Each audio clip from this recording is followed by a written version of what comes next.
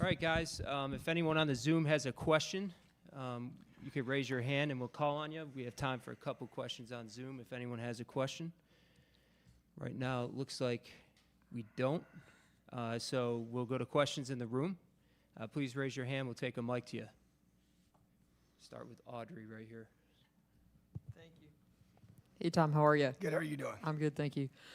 Just kind of off the bat, what have been your impressions so far when you look at SMU, and what do you think maybe are some of the biggest challenges they're going to present? Yeah, just impressive offensive unit. Coach Lashley's done a tremendous job there building that program. You just look at the thing that jumps out is their athleticism.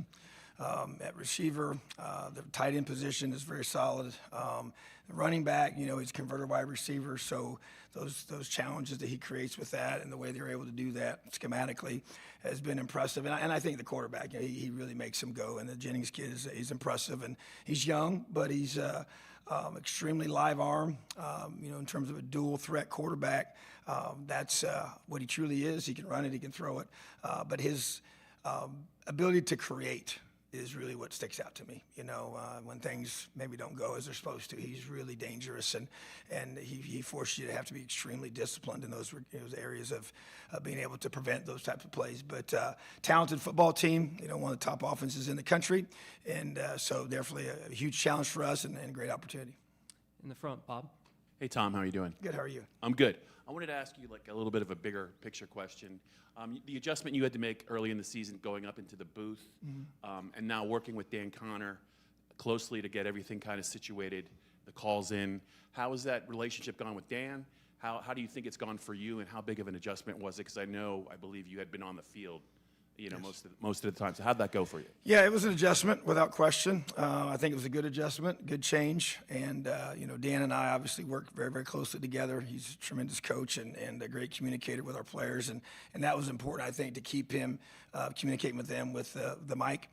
To have that, resource for us, I think it was good. Just one less thing for me to even have to deal with, just the button, and just communicating that, and even the crowd level or the noise, in the box compared to on the field, and all that, how it affects the communication with the players. So I think it took a while to get used to, without question. I think just everything in regards to having the mic on the linebacker, having the iPads to evaluate, I think all those things together kind of made, the decision to go up a lot easier. The quality of our staff, guys that I can be able to say, check this, correct that, during the time we're off the field, and the way that's able to be done efficiently with those coaches and their players with the iPads is another reason why it allowed me to feel good about going up top.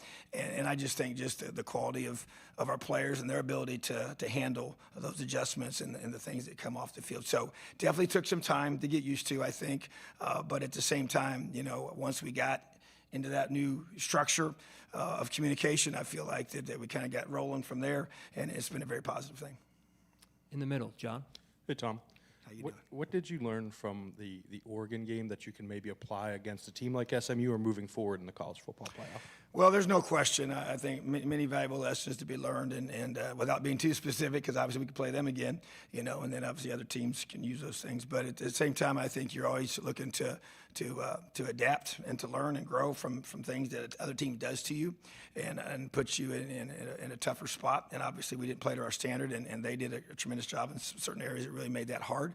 But at the same time, to me, it's about being able to take that information, and it's been directly, a lot of meeting time since then, a lot of a chance to go back and watch and go through and analyze what we can do better to help our guys be in the best position to be successful. So, like I said, I don't want to get too specific because of the obvious reasons, but at the same time, I feel like that anytime a team does some things to you that causes you to have, a struggle defensively and not play the way you want to, which is what I would say that's exactly what happened, especially in the beginning, but I think the bottom line is our guys and we collectively have learned some valuable things from that, and we're going to, utilize those going into this week for sure, without question.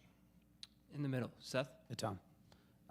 As someone who's been a head coach at the Big Ten level, maybe having a unique perspective on the current landscape of college football, what has the balance been like, this past week, with not only preparing with SMU but also having to utilize the transfer portal?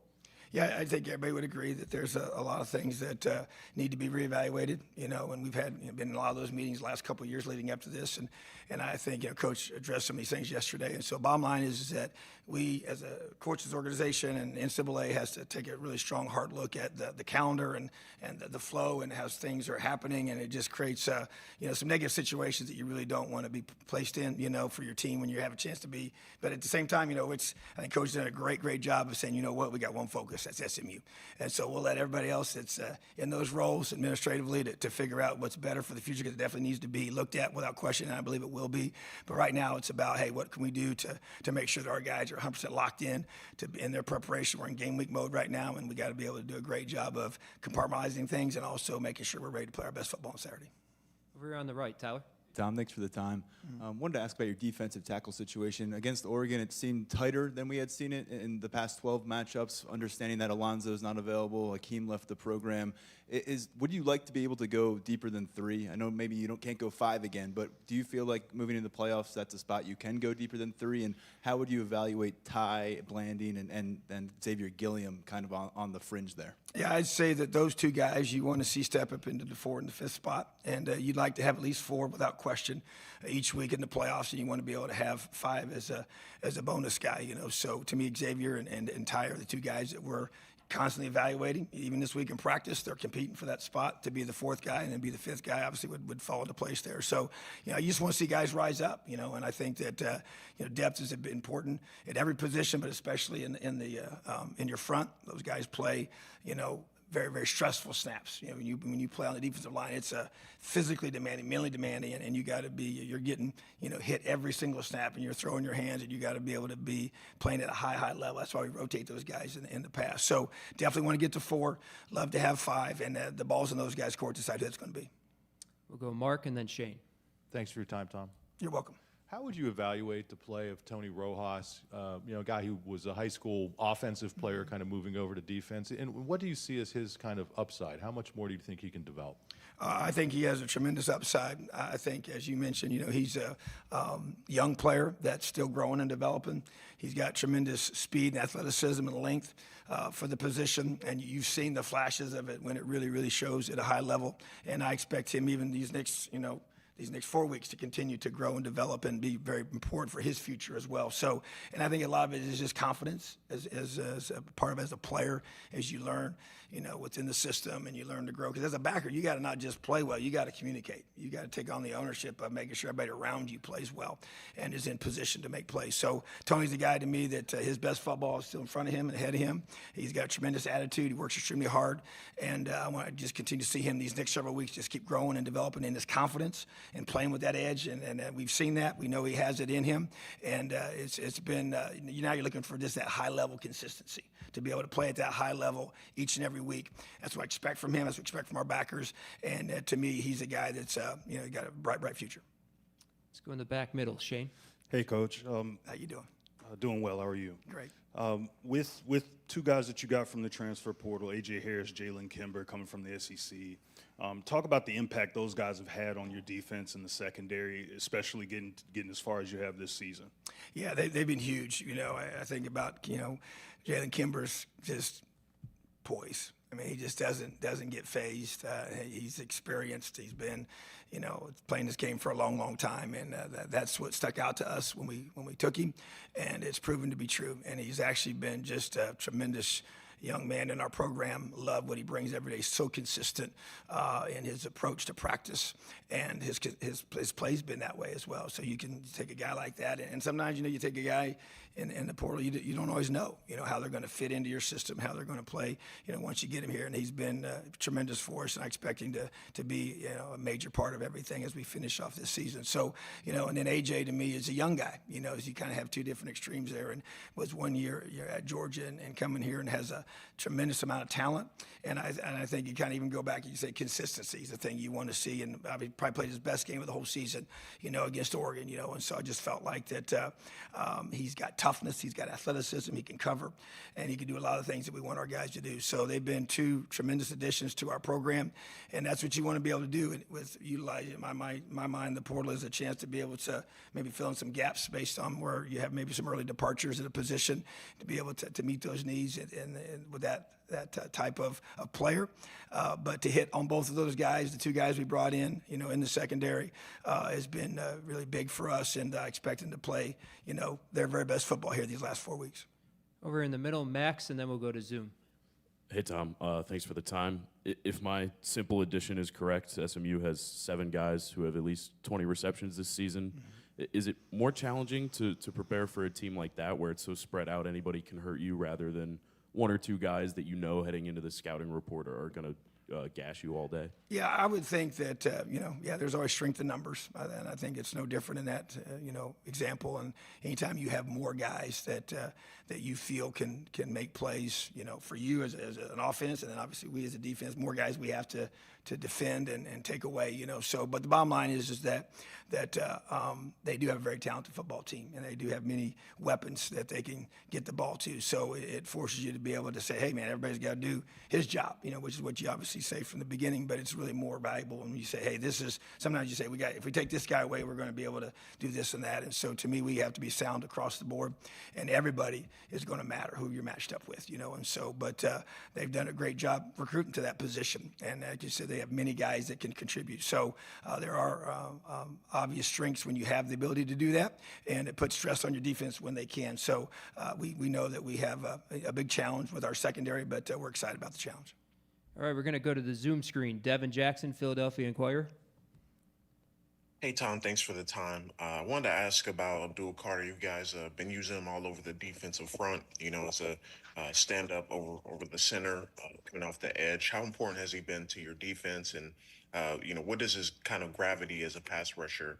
How is that able to create some other opportunities for some other defensive linemen and the blitzing schemes that he's you've been able to? I'm sorry to interrupt you. He's been tremendous for us, and as you see, we'd be able to move him around, and that will continue. And so they'd have to be able to prepare for him, be in different positions and different responsibilities or techniques he's going to be able to use. I believe he's the best defensive player in the country, and he's proven that each week. And so bottom line is that as you get into this game with SMU, it's going to be another opportunity for him to be able to do what he does best, which is disrupt, And so wherever we choose to put him, and obviously it does affect the guys around him when they have to be able to account for him. As you can talk about, when you have more receivers you have to defend. Well, it's no different, defensively when you have more guys that they have to deal with. They just, choose to focus on him. It's going to free up other guys, and he still does a great job of beating whatever you choose to do to him. So, bottom line is that Abdul Carter is a tremendous football player. He has so much flexibility, which I know that's a big value even for his future, is to be able to play in different positions and be a tremendous one-on-one nightmare for offensive players. And his burst of the ball is as good as I've ever seen, And so just love how hard he practices, love how hard he plays, and excited for him to be able to play his best football here on Saturday. Let's stick to Zoom. Rich Scarcella. Thanks, Greg. Tom, thank you. You're welcome. You mentioned Jennings earlier, but what specific challenges does he bring? What are his strengths, and what are the challenges in facing a mobile quarterback? Well, first of all, when a guy can extend the play, and that's kind of the best way the phrase I think to use, because, he will extend the play. He can hurt you with his legs when he extends the play. But I think when he extends the play, he's looking to throw the football. And those are really probably the most dangerous ones, because sometimes guys, when they say, hey, when he just starts to start running around, we're just going to focus on trying to get him on the ground as a running back. Well, now you still can't just, abort your responsibilities in the pass. And so a lot of explosive plays they've created have been when he's been maneuvering in the pocket and buys time, and they create some separation, whether you're playing man or zone, and finds an open receiver. So, the ability to have that threat is tremendous. And I also think he's very accurate. Sometimes you get guys who are dual guys, and they can be maybe not as accurate a passer, but he's very accurate, especially on the move. And I think that's what sticks out to me that makes him really, really special. And I think he's a special talent. I really do. And the guy I didn't know a lot about before, us playing him, but obviously he's got my full attention without question after studying him here these last, couple weeks. So bottom line is that I think the thing that sticks out is that he's a dual player quarterback that throws it extremely well, has accuracy, has really, really quick release, has good arm strength, so he can throw in tight windows, and also has the ability to beat you with his legs. And they built a whole system around that type of player, and that's what this system is really, when I've gone against it in the past, and when it's at its best, is when that guy can do those things. And so he's a guy that creates a lot of challenges for every defense each and every week, and that's why they've had so much success this season. Over here on the right, Daniel. Tom, how would you assess Kobe King's play over the course of this year, especially manning that Mike spot and being the conduit in terms of communication? Yeah, I'm a backers guy, and I'm just such a huge believer that, man, you go as your backers go. And he's had a tremendous season. I mean, the consistency, he's played like an older, mature player is supposed to play. He's a really good tackler. He's way better in space, I think, than most people realize. He has really, really, loose hips. He can sink and bend and rush the passer and just do so many different things. He runs our defense. That's probably a big thing. I know I wasn't here a year ago, but just from being around the guys here, this is something he needed to grow in, was just the ownership of running the defense verbally, and he's taken that on. He's a captain. He's a guy that just has done everything. He's a consistent practice player. He's just done a great job. He works extremely hard. He practices hard. He brings it every single day, and you have to do that. You got it because you have to live out that standard each and every day. So his play and production is matched up with his preparation, which has been impressive, and I think he's elevated the whole room of linebackers. And so just really proud of him and excited for him to be able to have a tremendous game on Saturday. That's what I expect him to do. And but like you said, you want to play great defense, you got to have great linebackers, and I believe Kobe King's a great linebacker. We got time for one more. Way in the back, T. Frank. Tom, good afternoon. Good. Straight back. How you doing, buddy? Good. How are you? Good. I'm curious about Zion Tracy. Bit of a two-part question. First off, what has he done for your defense in the slot? And then secondly, he was an outside corner last year here at Penn State. So can you just go through the journey he took to get to that spot where he has, played meaningful snaps for you in the slot down the stretch here for your defense?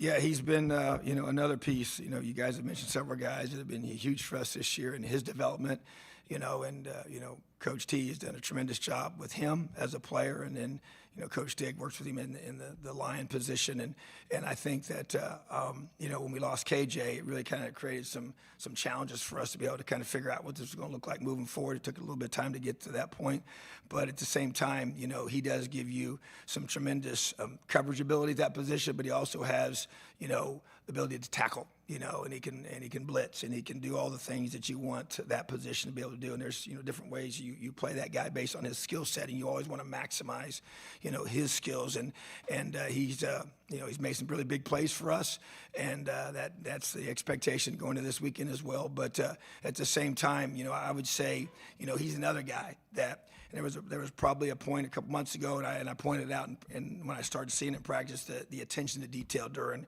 walkthroughs, during jog-throughs, during even film sessions that wasn't there necessarily before. It was there at times. It wasn't consistent.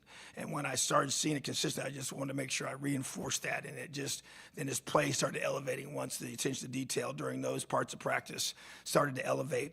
And he started just playing at a higher level and making more plays and putting himself in position. You could tell he started understanding the calls and understanding where he can put his eyes and where he's not supposed to put his eyes at times, and so which allows him to make more plays. But I think his raw athleticism is really elite. He's really, really fast. He's got really long arms. And he's a tough kid that has really developed this year, and we need that to continue without question. And I just think he's got a really, really bright future, and he's a guy that's going to be able to play this game for a long, long time, because now you have, on film position flexibility. You can play outside, you can play inside, you can play probably even as a safety, in certain, calls. And so I think when you say a guy can play 5 positions in the back end, his value is at a high, high level, and that's what I'd say about Zion. All right, thanks, Tom. We'll have Devon J. Thomas. Awesome. Have a great day. We are.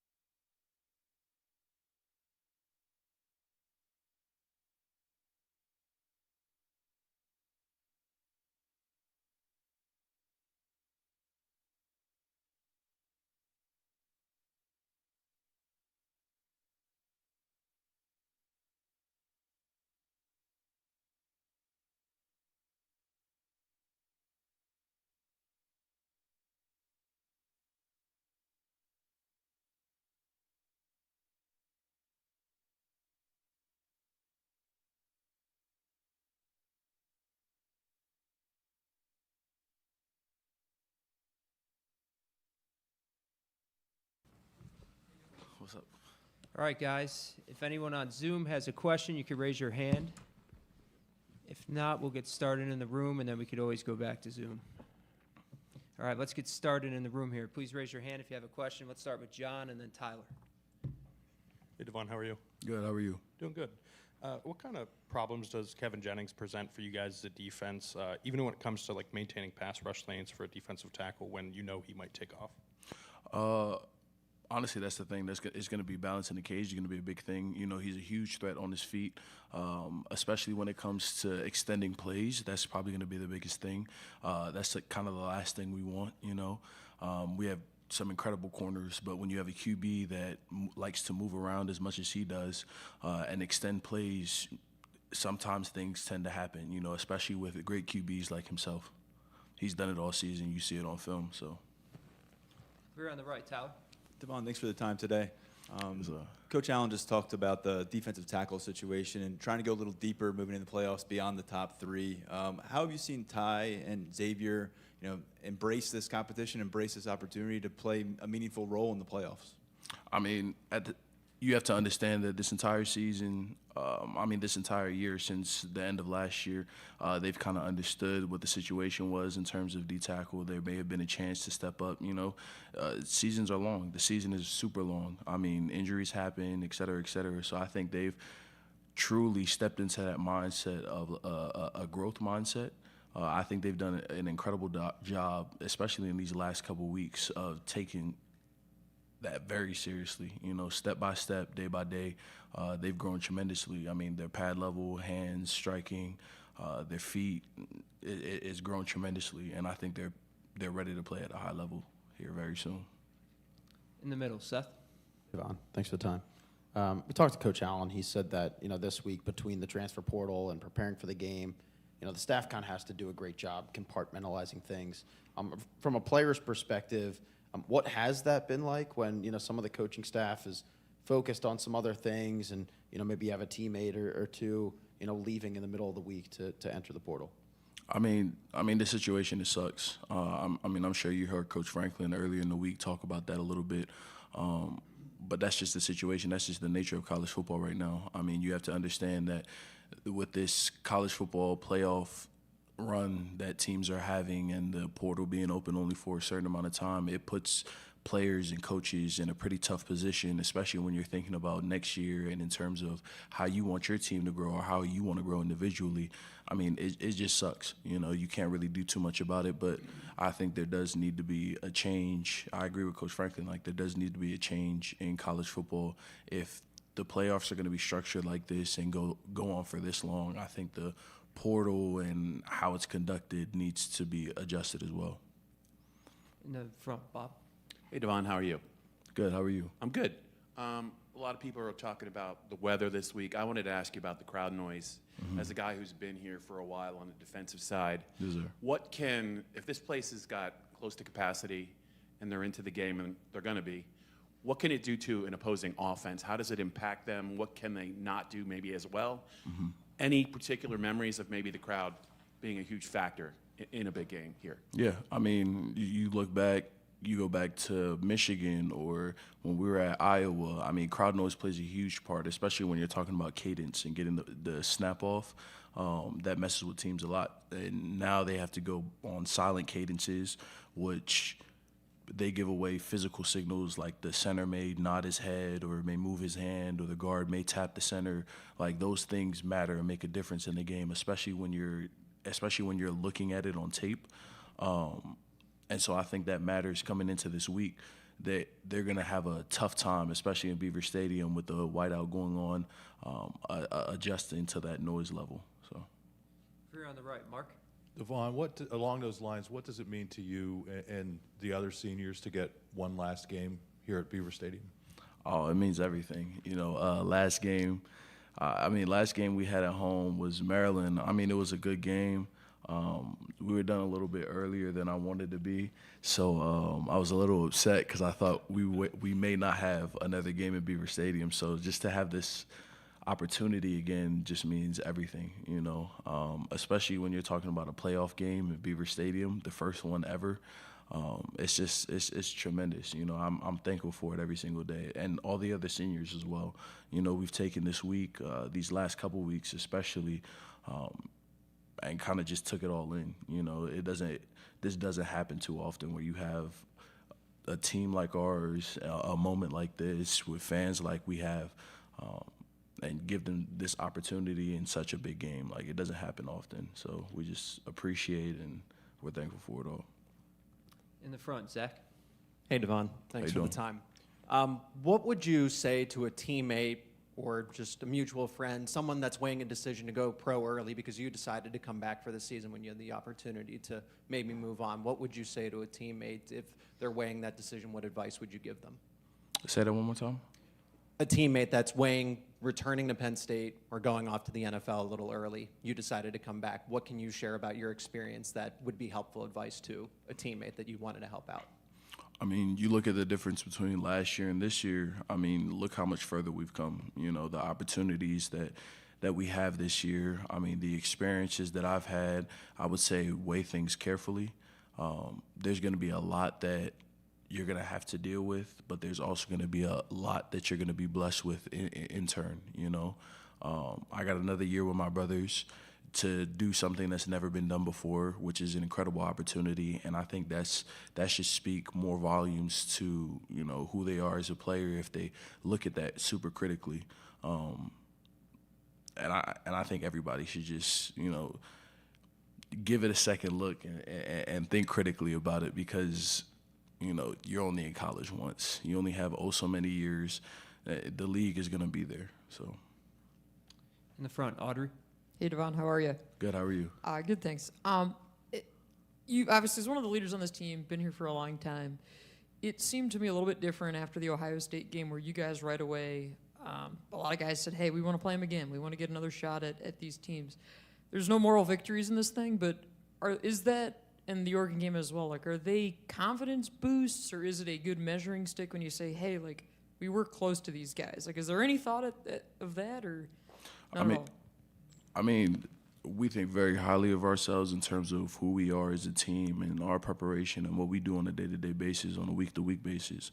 I will say, though, that, you know, given the talk and the press about Oregon and how good they were, and when we went out there, I mean, they're a really good team, but we're also a really good team. I mean, we had our hiccups on defense, but we were still able to stick in there with them. So that does give a big vote of confidence in terms of who we are as a defense and who we are as a team. Our offense went out there and they executed at a very high level. I mean, there was a lot of talk about how we couldn't score in those big games. I mean, when you look at Ohio State, I know that was a big problem that people had. But then you go back and you look at Oregon, and they're putting a lot of points up on the board. I mean, Nick and Fat averaged 9 and 10 yards a carry. Drew threw for how many, like 200 yards or 250? And we had 500-plus yards of total offense. So when you look at the growth and development of our team,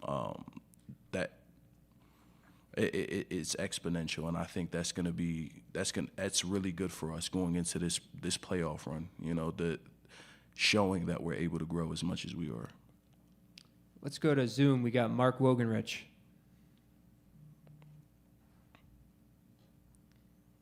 Hey, Devon, you got me? Sorry. Yes, sir. Appreciate it. You just mentioned, you brought up a little bit having hiccups defensively against Oregon. What did you take away from that game that you're able to apply to Saturday and beyond? I mean, just getting your cleats in the ground, getting set. I mean, I'm sure teams will watch that and they'll try to go tempo on us, but we've adjusted, and we've adjusted well. I think Coach Allen has done an incredible job of getting us prepared for anything they may throw at us, from having watched the Oregon game or the Ohio State game or wherever games that we had pitfalls as a defense.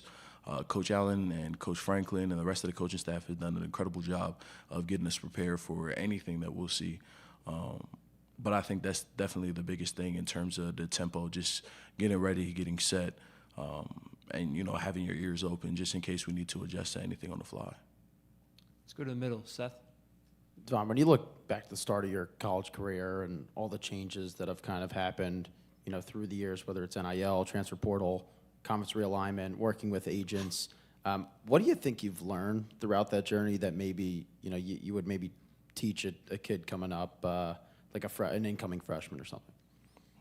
Trust the people you trust and lean on those, who have helped you for nothing.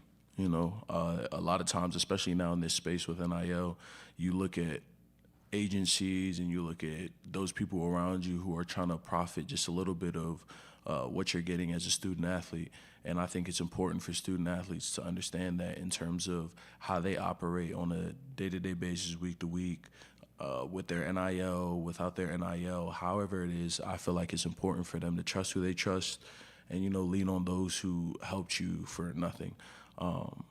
That's kind of the biggest thing because everybody wants a piece. I mean, you see how the NIL deals are going down nowadays. Kids are going back for millions of dollars. And so it's just very important to try to keep your head on straight and focus on what truly matters. All right, appreciate it, Devon. We'll Thank have Kobe King next.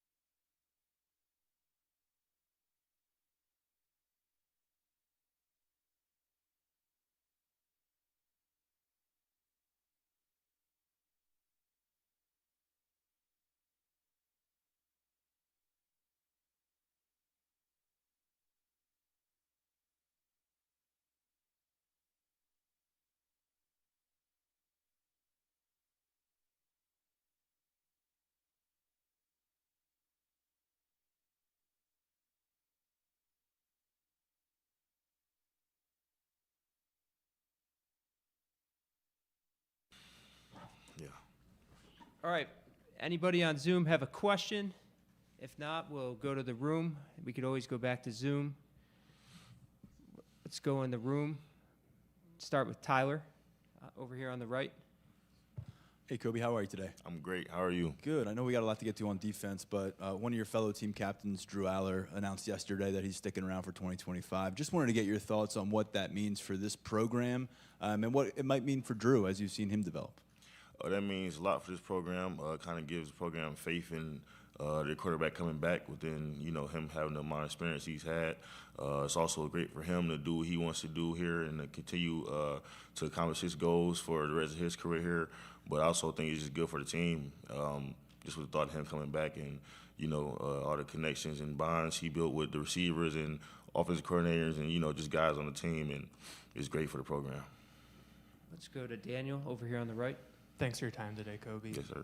When you look at the type of year that Abdul had, playing behind him, with him at defensive end, what has stood out to you about how he has come along over the course of the year and his play to close the season?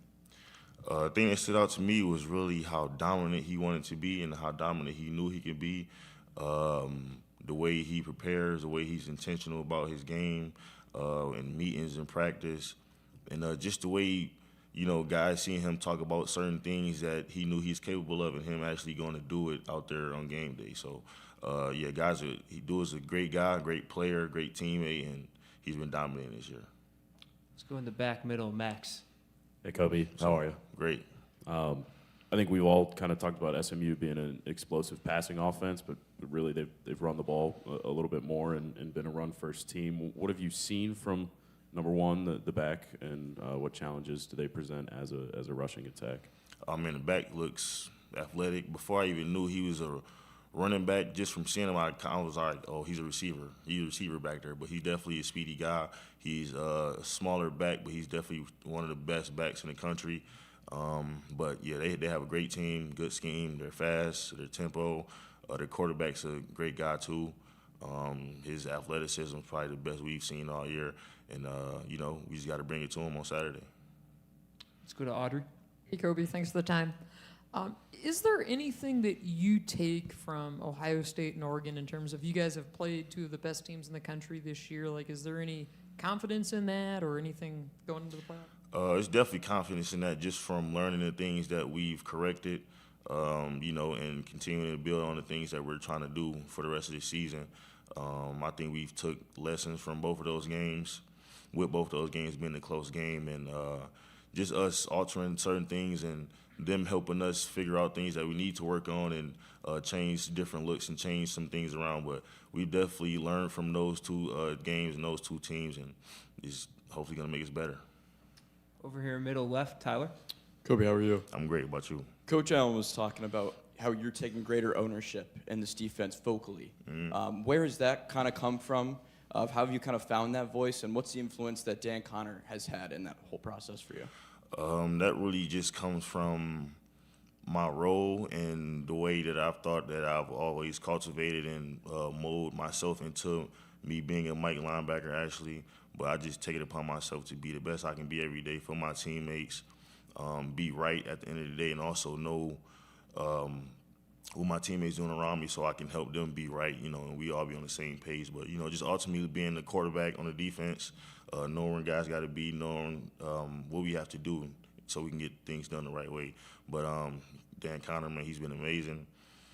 With him being our coach from individual meetings and him having experience here, he's been like a player coach. He know what he's doing. He know what he's talking about. He know what he's saying. He know what we're saying. So he just helps us in a lot of ways. John? Hey, Kobe, how are you? I'm great. So how have you seen Tony Rojas grow this year, and what do you think that next step looks like for him in his development? I've seen him grow just like any other player here. Everybody has their ups and downs, and, he started the season great. He faced a little bit of adversity, which everyone does, but he's definitely bounced back from that. He's building his confidence every day. He's playing faster than he was earlier in the season, and I think he's definitely going to have a big role for us the rest of the season. So he's definitely taking that upon himself to be the best he can. In the front, Bob. Hey, Kobe, how are you? Great. You kind of referenced it, but as a linebacker, you've seen already this year a lot of running backs who are problems as receivers out of the backfield, whether it's the USC kid, the Ohio State's kids, even the Minnesota guy. You're going to see another one. What's the challenge like just dealing with them as receivers? As a linebacker, you guys are kind of geared up to stop the run, but you've seen some good backs. Has that helped you get ready for this guy, and how big of a challenge is it kind of covering guys in space? I would definitely say that all the backs we've seen definitely helped us prepare for this guy, but guys like Nick Singleton and Katron Allen, but we know Katron is a guy, but Nick Singleton is a guy. He's fast. I don't think I've seen any back in this country with the speed he has, so I've definitely been prepared since spring ball to cover guys, man coverage in his zone, but it would be a challenge for our defense, something we definitely have to lock in on, but I don't think it's nothing really different from what we've seen all year, and, we just got to approach like any other game. Let's go to the Zoom screen. Dave Melandra. Quick question for you. So how do you think you guys have handled the pressure this week, knowing you're hosting the first playoff game in Beaver Stadium? I don't think we really look at it as pressure. We look at it as an opportunity, with this being the first playoff game held here ever, from my knowledge. But guys really take it the right way, the same way any other game. But we're in Beaver Stadium, so it's a different type of energy this week. And with it being playoffs, it should be. But we taking advantage of the environment that should be Saturday with them coming here. It should be cold, it should be loud, windy. But guys are taking advantage of it and looking towards this moment. So we're not really looking at it as pressure, but we're looking for the opportunity. Any more questions in the room for Kobe? Tyler over here. How would you evaluate SMU quarterback Kevin Jennings? And we heard from Tom and from Devon just before you about his ability to extend plays and create with his legs. So what do you have to be especially hyper aware of in this matchup? I would say with him and his ability to extend the plays, I would say our secondary covering longer, covering the extra play, secondary contain guys getting home, and guys just doing their job because we always emphasize the second play, which is within the quarterback extending the play and covering and challenging in the secondary within front too, within linebackers and running backs. But he's probably one of the best quarterbacks we've seen just from his athletic ability. He's going to be a challenge for us, we know, because he's fast. He has some athletic ability just like anybody else. But we just got to lock into the game plan and know we understand what we have to do and just execute it. Let's go in the middle. Seth? Kobe, you've obviously been through, a number of seasons here and ups and downs.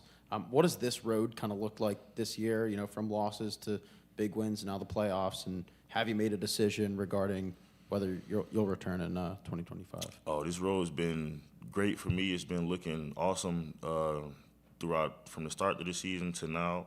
We're in the playoffs. It's something I've never experienced here before, so we have something to a goal to attain, which is national championship, but it starts with this game, SMU. But ultimately, that's all I'm focused on. It's been a thought in my head, just with time crunching and, just being my fourth year. But I'm not really thinking about that right now.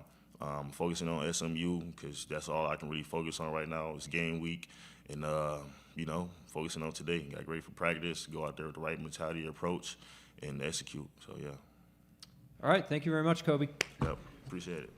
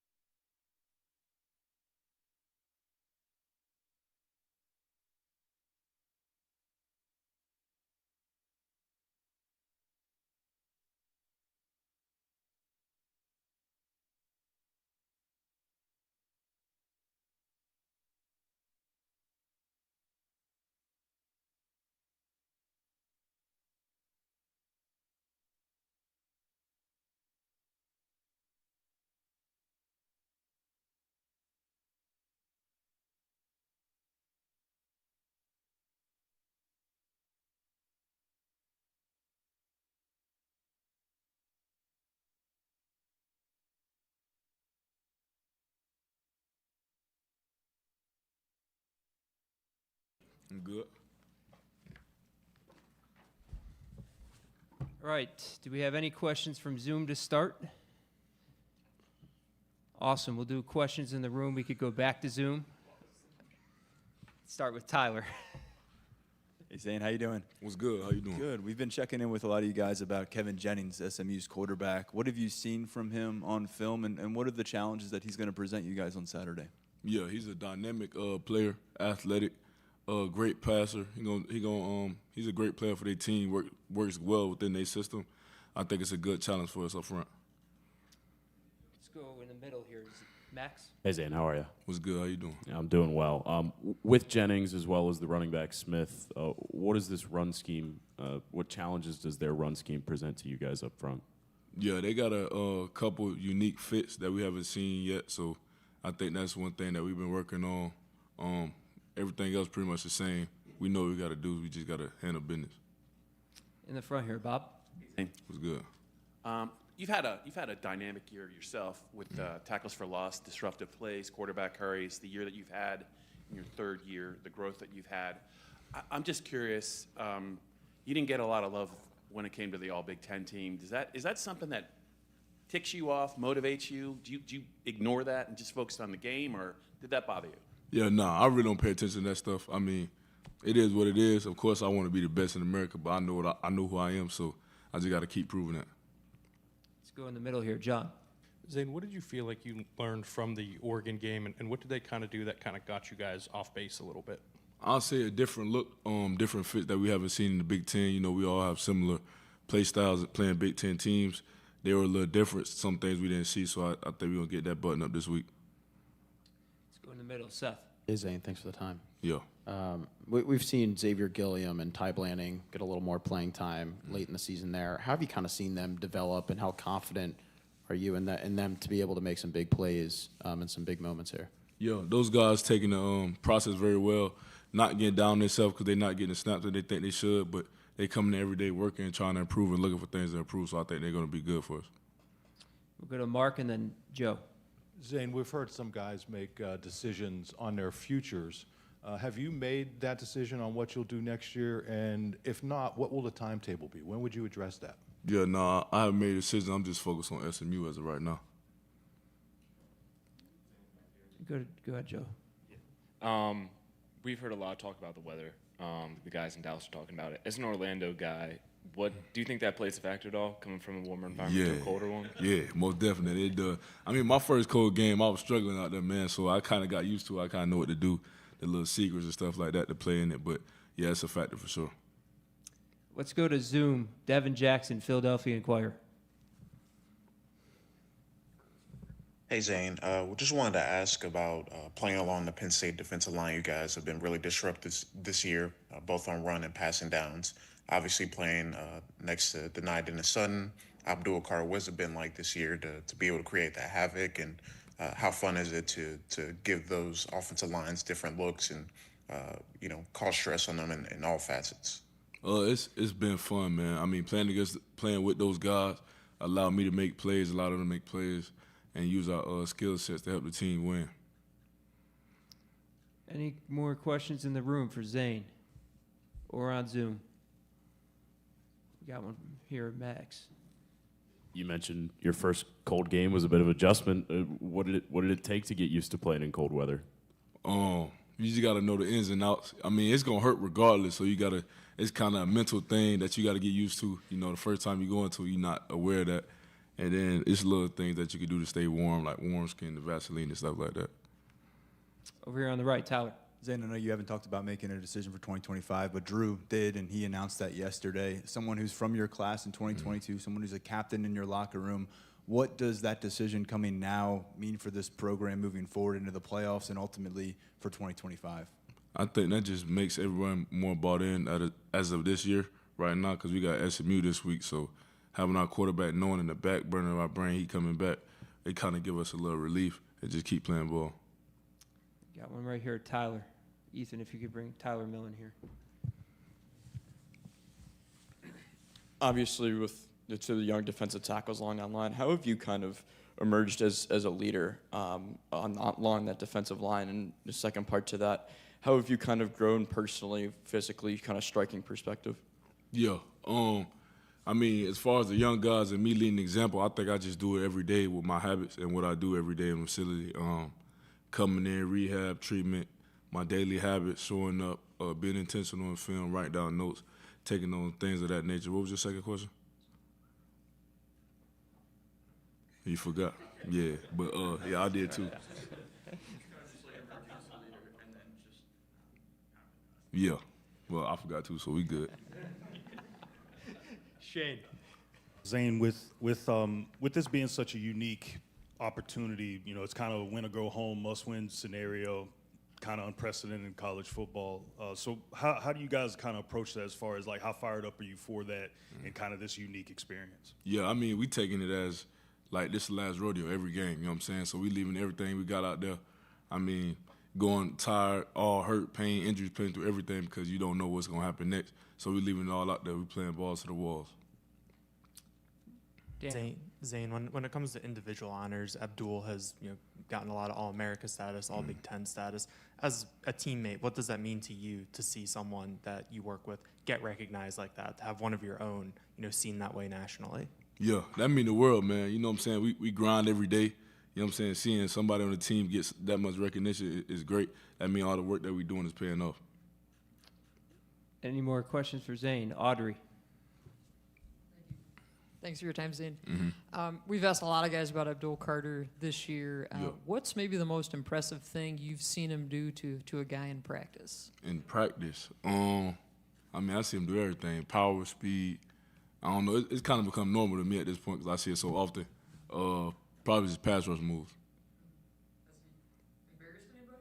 Yeah. He has. I mean, everybody get embarrassed sometimes. Let's go T. Frank in the corner here. How you doing? I'm good. How you doing? I'm all right. This is ironic coming from me, who's half your size, but you're an undersized defensive tackle by NFL college football standards. Does that play into your game? Do you think about like I have to win like this or I have to win like that, or do you go out and play and just succeed regardless of any of those kind of ideas or concepts? Yeah, I never really thought of that. I mean, they've been saying that since I was in high school. You just gotta play football. Football is football, no matter how big or small you is. The techniques are the techniques. You gotta find a way to win. So just have fun with the game, and everything else will take care of itself. Any more questions for Zane? Awesome. Thanks, Zane. Yep, appreciate it.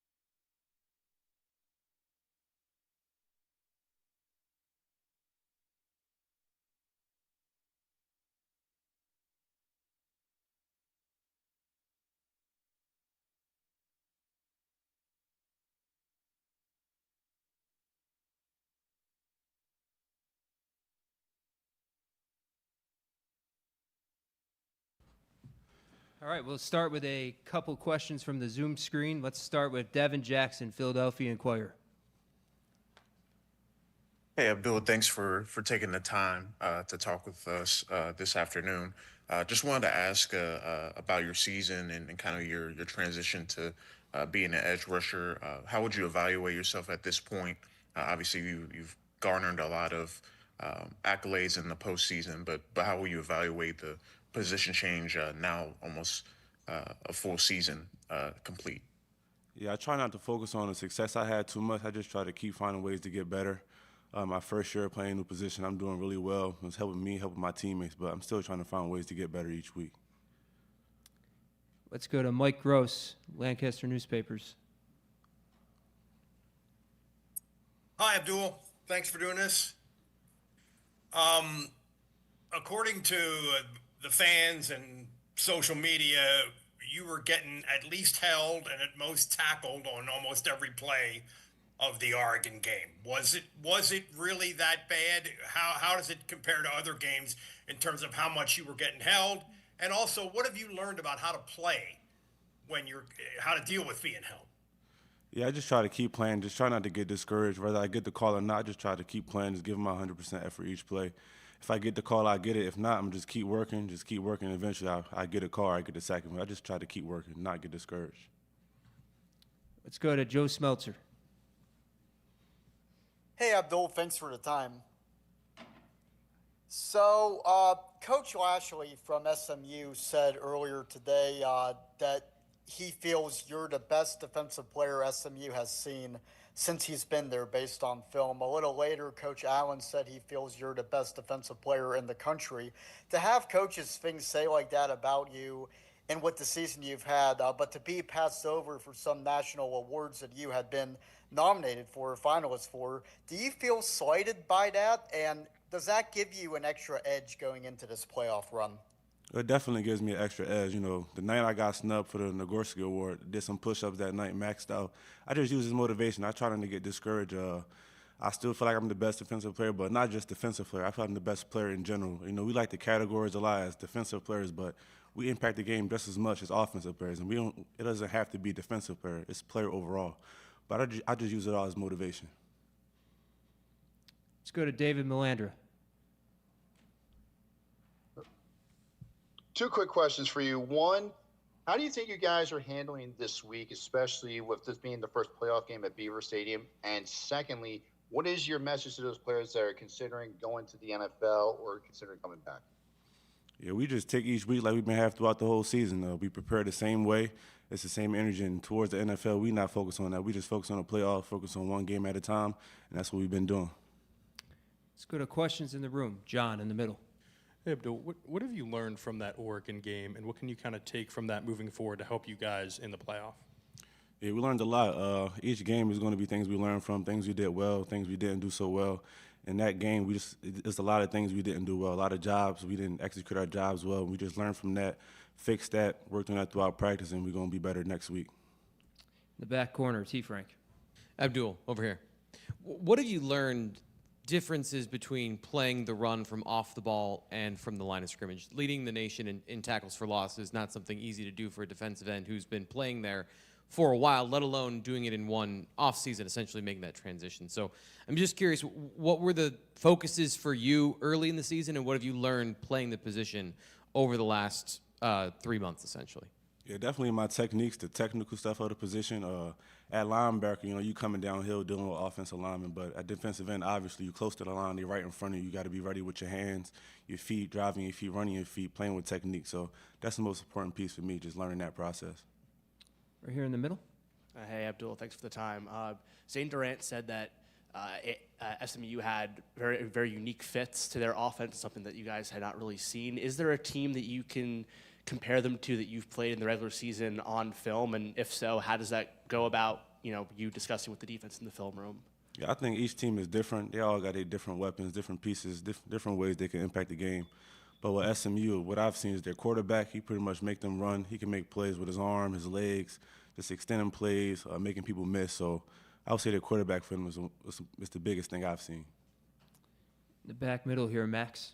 Hey, Abdul, to follow up on what you just said there, when you do have a quarterback that can extend the play and take off running, you guys have a fairly aggressive pass rush, a fair number of blitz packages. How do you balance getting upfield to disrupt the pocket with preparing for him to escape? Yeah, we just got to play complementary football. We got to force him into what we want to do, rather than stopping the run, getting our pass rush ready on third down, just making sure we allow him to play what we want to do. We want to dictate the game. That's what we want to do. Let's go over here on the right, Mark. Abdul, I was running around taking some photos, but did you say you did push-ups after the Nagurski Award came out? And what is that? Can you explain, is that just a way of kind of venting, or what is it about? I just like using things as motivation. I like finding ways to get an advantage, get an edge, or just find any kind of way to get better, and I just used it. I didn't want to feel it to nothing negative, so I put it into something positive, just getting better, getting stronger. Over here on the left in the front, Joel. Hey, Abdul, thanks for doing this. With Saturday's game obviously being a home playoff game, and then it's expected to be cold as well. First of all, do you like playing in the cold, and do you feel like it kind of gives you guys as a defense the advantage, maybe sort of a home field advantage? Yeah, for me personally, weather don't matter. It could be hot or cold, but obviously them coming to our environment that we pretty much been used to, and they pretty much not. It's going to be an advantage for us, but it's going to be cool. Everybody knows it's going to be cool. It's about how you take it. It's going to be a mindset going into the game. It's going to be cool. We just got to accept it. Right here in the front, Bob. Hey, Abdul. I got to go back to the push-up thing. We have a pool going right here in the room. How many push-ups? Yeah, I didn't. I went to failure till my arms gave out. Yeah. So pretty high number. Yeah. I actually wanted to ask you about Zane Durant, a guy that I think has made huge strides this year inside. I know you get asked a lot about, Denai's growth, but he's a classmate too inside the year that he's had. What can you say about him? And do you think his development has actually kind of helped both you and Denai in terms of blocking schemes and stuff like that? Yeah, I came in with Zane. I came in when he was about 270 pounds. He put on 20, 30 pounds of muscle now. He's faster, bigger, stronger, smarter. And I've seen it throughout this whole season, starting in the offseason, the way he was training, the way he was working. I can tell that he wanted to get better. And that's what he showed this season, that he's gotten better, he's made improvements, and he's going to continue to do that throughout the playoffs. In the back here, Shane. Hey, Abdul, with this opportunity with the playoff and having a chance to compete for a national championship, how much energy do you get from that, knowing that this is kind of a unique situation where it's win or go home now? Yeah, this is what we work for. This is something we've been talking about since I've been here. Something all we talk about is winning a national championship, getting in the playoffs. And now we're here. We have this opportunity. We got to do everything in our power to make sure we take advantage of the opportunity. Right here in the middle, Audrey. Hey, Abdul, thanks for the time. What do you remember about your recruiting class? Because obviously we all kind of from the outside looking in looked at you guys as the nucleus to this thing, and here most of you are, in your third year. What do you remember about those guys then and kind of where you're all at now? Yeah, it's kind of dope, and it all go by so quick. Just coming in with those guys, still being here with those guys. I feel like we're the best Penn State recruiting class of all time. We just got to finish business this season and really cement ourselves as the best Penn State class of all time. Let's go to Daniel right here. Abdul, along those lines, you came in with Drew Aller. He announced yesterday that he's coming back next year. What does that do for this program to have that quarterback, want to come back, announce that? And then how have you seen Drew grow, particularly over this year? Yeah, I've seen Drew grow a lot, just like I mentioned with Zane, just coming in with those guys, seeing how they developed, seeing how they got better, seeing the things they improved from each year, like year on and year out. So it's just dope to see all that, and they really starting to come into their own. Let's go into. You good, Max? All right, let's go to Seth right here in the middle. Abdul. When you're able to find the success, I know you don't want to talk too much about it, but how fun is that for you to play football and continuously get to the quarterback or the running back in the backfield in every game? What's that like for you? Yeah, I'm living on my dreams. I'm having the most fun I ever had playing football, and I've been playing since I was 8 years old, and I'm just living on my dreams. I'm very blessed. I'm just very humbled to have this opportunity. I just want to keep taking advantage of all the opportunities that I have. Let's go to Zoom, Devon Jackson. Hey, Abdul, just wanted to ask you about Coach Allen talked a little bit about kind of the gravity you bring as a pass rusher. A lot of teams are focused on, trying to slow you down and open up other opportunities. How's your game evolved in that aspect and understanding like, hey, I might not get to the quarterback on this particular play, but it'll open up other opportunities for my teammates and create other plays because of how dynamic you are of a pass rusher. Yeah, something I learned the hard way is that you're not going to make every play. So I don't need to get a sack every play. As long as I just play with 100% effort, it might be a tackle or just running to the football, just the little things. You're not going to make every play. So wherever they use me at, however I moved around, I just try to play with 100% effort. Any more questions for Abdul? We got one more here for John. You said you learned the hard way. How did you learn the hard way? I feel like my year last year, coming off of, I was a freshman All-American, but then coming into my second year, I just was trying to do too much, just trying to make every play instead of just doing my job and allowing the plays to come to me. Last question, Seth. What do you talk about, doing whatever role you're asked to do, whether that's play a different position or move around. What do you think you've learned from Tyler Warren, kind of seeing him do something similar on the offensive side of the ball? Yeah, honestly, I get a little jealous sometimes because I know I can play offense too. He's moved around a bunch, but what he's doing is dope. Congrats to him. He's a first-team All-American, and just dope just watching him being here the last 3 years, competing against him in practice. You can see what everybody's seeing now. I've been seeing it 3 years ago when I first got here. All right, thanks, Abdul.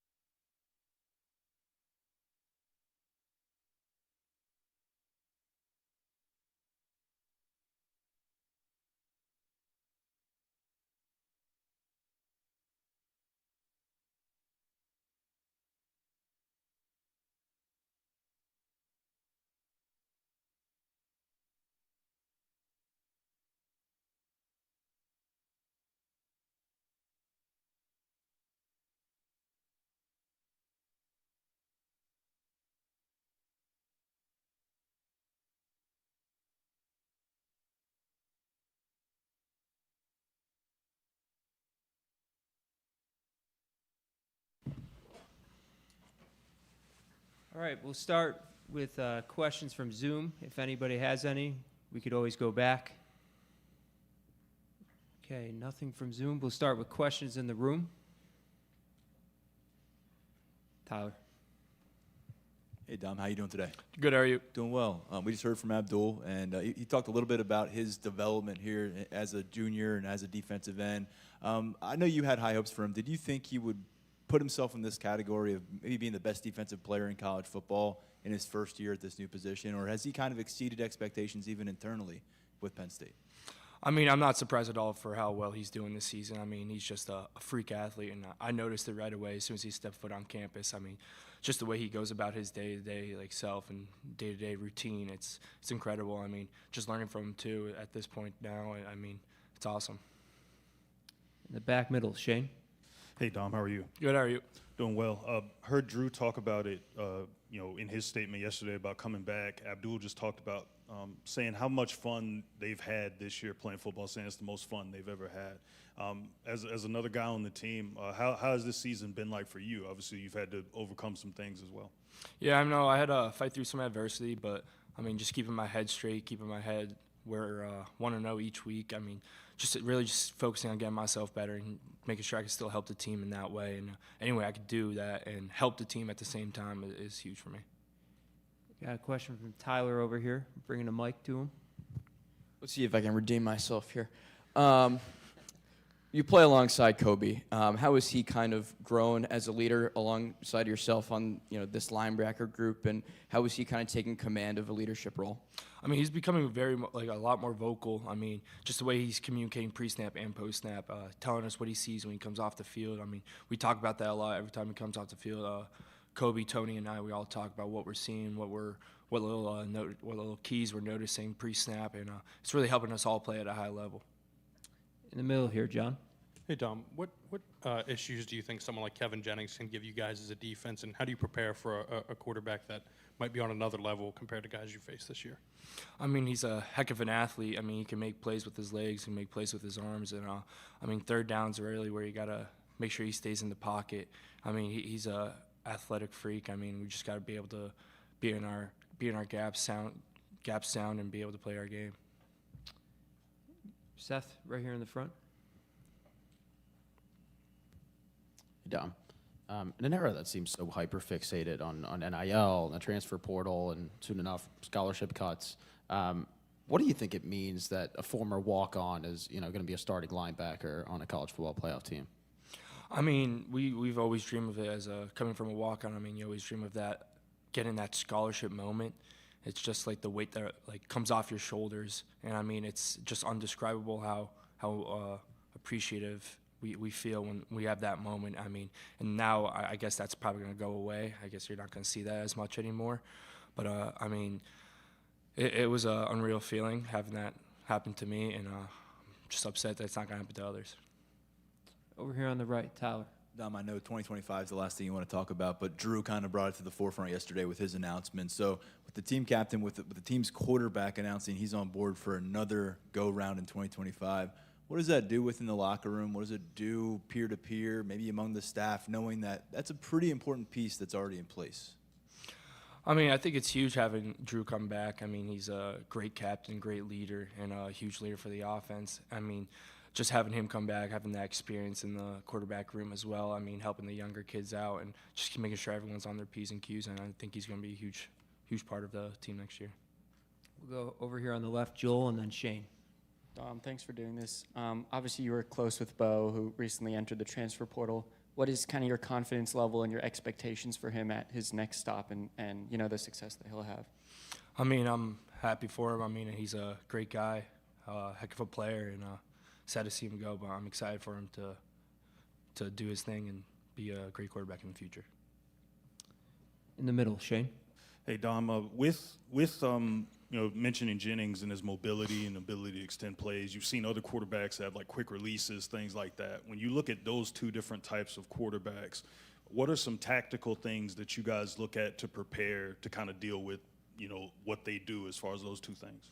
I mean, it all depends on like the type of quarterback you're going to see. I mean, Jennings has a quick release and has a great threat with his legs, so you have to be able to be gap sound like that, and also be able to break on the ball quickly and be able to be in the right position at the right time and know their route combinations and what you get from each formation.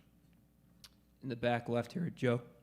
Dom, last year you had an extra 2 weeks to prepare for Ole Miss in the Peach Bowl, and now you're preparing for a playoff game and it's finals week and classes are ending. Is it any more difficult to kind of handle the football side of things, the academic side of things at the same time? Excuse me. I don't know if I'm just speaking for myself here, but I feel like having less time to prepare is actually better for me because I feel like if you have more time, you have more time to daydream and not really focus in. So that's how I feel. But I mean, having less time for me, I mean, it always makes me work harder, being able to cut down on school a little bit. I mean, I only have 2 finals, so it's going to be quite easy for me. But I mean, I know all the freshmen are struggling with that right now. So I mean, just trying to keep their heads on for that. Got a question here from John. Dom, from a personal standpoint, what is it like not having Bo here this week after, a friend of yours, he's there all season, and now in the biggest moments, he's not able to be here? I mean, it was a tough decision for him, obviously, but I'm just happy for him. He's going to do great things in the future, and I just can't wait to see where he is. Any more questions for Dom? All right. Thanks, Dom.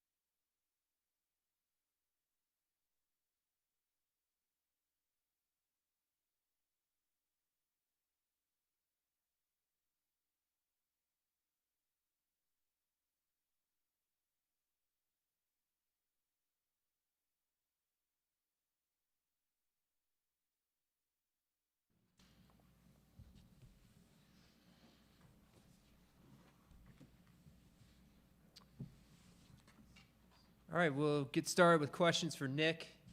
Let's start with a few from Zoom. We'll start with Roberto Vincenz from WFMZ. Roberto, we can't hear you. We're going to have to unmute your line. How's that? Perfect. All right, man. Nick, how are you? Roberto, Spanish sports anchor for WFMZ.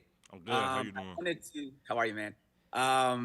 I just wanted my question's pretty much off the field a little bit. I was wondering if you can just sum up your play this year with Penn State, and also if you could just the importance of representing Berks County every time you step on the football field for Penn State. Yeah, playing for Penn State these past couple of years has been phenomenal, man. Shout out to the coaches, teammates, bringing me in with open arms. Just showing off again for Berks County. They've been a big part of my success too. So just being out here with my teammates, coaches, just means a lot. Let's go to Joe Smeltzer. Hey, Nick, thanks for the time. So, SMU has the 4th-ranked run defense in the country. From what you've seen on film, what do they do well that allows them to have that type of success, and do any players in particular stick out to you? Yeah, I'll just say their whole D-line is really good. They're good off getting blocks. They're good at reading and run blocks, even being disruptive in the pass game too. So they've been really good. I feel like they play as a team too, which makes them really good. So I feel like we have a good plan this week, so it just starts for today. We'll go to questions in the room. Please raise your hand if you want a mic brought to you. We'll start with Max right here in the back. Hey, Nick. Junior year for you and all the guys who came in with you in 2022, chance to be in the first Penn State playoff berth. What do you look at as the legacy of this recruiting class that was so highly touted, and what is there still left for you guys to prove? Yeah, when I say my freshman year, all of our class, coming in, we always made a plan. We had a little group chat too, talking about we want to win everything, win the Big Ten championship, compete for our national championship, and now 3 years later, now we're here. So, we got to finish it off, and then starting to today, having a good week of practice. We'll go to John and then Shane. Nick, obviously you're potentially draft eligible this year. Have you made a decision on whether you're coming back or not next year? And how does Drew coming back kind of impact that decision-making process for you? Yeah, I saw Drew come back yesterday, which is a phenomenal man. But right now I'm just focused on the season, worry about SMU, and just after that, at the end of the season, I'll figure out if I'm staying or not. But right now I'm just about to finish the season. In the back, Shane. Hey, Nick. With the success you guys had running the ball against Oregon and, against that defensive line, and then going against the challenge of, the 4th-ranked, Russian defense at SMU, how much confidence do you have, especially yourself, peaking at the right time physically going into that game now? Yeah, I feel confident. Me, I'll say the whole running back room, the O-line room, tight end room, yeah, we feel confident. Coach Franklin always said, for this whole room, it starts with O-line, D-line, especially with O-line. We're talking about offense.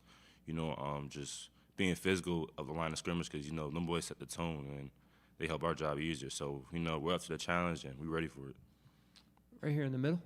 Hey, Nick, thanks for the time. Obviously, you're looking at the defense, but Brashard Smith is the SMU running back, and a lot of the defenders we've talked to today have talked about how he's a great guy both in the backfield and a receiving back. So as a running back, have you seen anything that stuck out to him, and just if you saw through film, and is there anything as a running back that you've been able to give to the defense as some advice to try to stop them? Yeah, I know him being a complete back, which obviously everybody loves, running the ball, blocking, catching out the backfield too. The whole defense on that, Coach Franklin kind of made the point, he's one of the players we had to stop. So I know defense will be locked in throughout this whole week and have a good plan for it. We got one for John and then Bob here. Nick, obviously you've played alongside Tyler for a few years now. What's the most impressive thing you've seen Tyler Warren do in practice? In practice? That's all. He does a lot of good stuff, man. He just being a good teammate, being a good player. He'll do anything for his teammates. He just loves to win and that type of player. So he's been really good. Good. I just wanted to ask, how challenging was it for you? There was a point in the season where obviously you were dealing with some bumps and bruises. Just the journey to get back to kind of how you feel now. How arduous was it? How tough was it to kind of come back, not only physically but mentally? And now that you are obviously looking like you did at the start of the season, How much better do you feel that you kind of went through all that to get back? Yeah, I feel good. You got to shout out to the training room. I've been there every day. They've been in big help for my success coming back. And my teammates, being there for me, always telling me we got y'all, just always checking over me, coaches too. So right now I feel good, just trying to stay healthy throughout the rest of the season. Over here on the right, Mark. Nick, can you talk about where you were as a receiver when you arrived at Penn State and how you've gone about developing those skills, kind of how much pride you take in rounding out your game? Yeah, my freshman year, I want to say I was the best receiver, catching the ball and all that. But, throughout the whole sophomore season, leading up to the camps and all that, just getting better, being with receivers, tight ends, working on catching, doing different routes. So just to help my game out with a better way. Let's go to Tyler and then Audrey. Nick, you said it was phenomenal that Drew's coming back in 2025. Can you expand on that a little bit, what it means for the program to have its quarterback, to have a team captain, before the end of this playoff run, they know he's around in 2025. What does it do for within the facilities for this team? Yeah, I feel like it just builds momentum, especially a guy like Drew, he's a captain on this team, man. Like, he always sets the tones in the games and practice. And, having another year on this program with the players around him, man, I feel like it's going to be really good for him. Let's go to Audrey. Hey, Nick, thanks for your time. Is there anything that you guys took away from Oregon or Ohio State in terms of, hey, these are two teams that are also in the playoff that we, kept it close against? Is there any kind of confidence from those games that you kind of carry into the playoff? Yeah, for sure. Just being close to them type of teams, O State, Oregon, one of the top teams in the nation, come down to the wire. We know it could be 4-quarter games. We just got to finish. But I feel like it just builds our momentum, playing that type of level, we just got to bring it to every game. Let's go to Seth. Hey, Nick, in an era where so many players kind of enter the transfer portal if they maybe want some more snaps or a new opportunity, why has the duo of you and Katron been able to work so effectively now for 3 years? Yeah, I feel like not being selfish, again, taking the beating off of us. Me and Katron are really good teammates, and that's my brother, man. Like, I love him. It's helping our offense out, dude. Every time we on the field, if he's on the field, I'm on the field, we just going back to the sideline, seeing different looks, telling each other, just being that good teammate. So it's been really good. Let's go to the Zoom. Mark Wogenrich.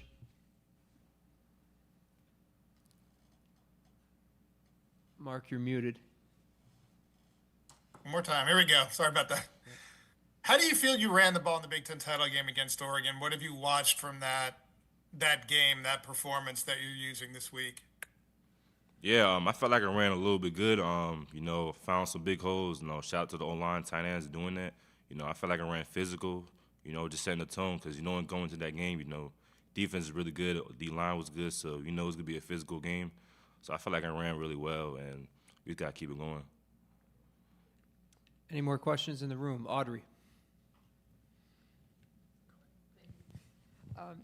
Going back to that 2022 recruiting class, if I recall correctly, I think Bo was kind of one of the leaders in that group because he was in early on. What do you remember about maybe who was blowing up the group chat at that point? And also, what's it kind of like for you now, obviously knowing that Bo's moving on? Yeah, freshman year, we always had that group chat. Like I said, Bo's always been the one, reaching out to everybody, telling them, come here, we're trying to make a legacy. I seen him at the Mr. Football, I forgot what it was, some player of the game. I think it was PA versus Maryland. I seen him there, I was still not recruited. He kind of came up to me and told me, I want you to be here. I want you to be my running back, which kind of gave me a little chills. But then being here with Bo, it's been really good throughout these whole years. But now him leaving, man, I love him, brother for my life. I wish him nothing but the best. I'm always going to be there for him anytime. Any more questions in the room? Any more questions from Zoom? All right. Thanks, Nick.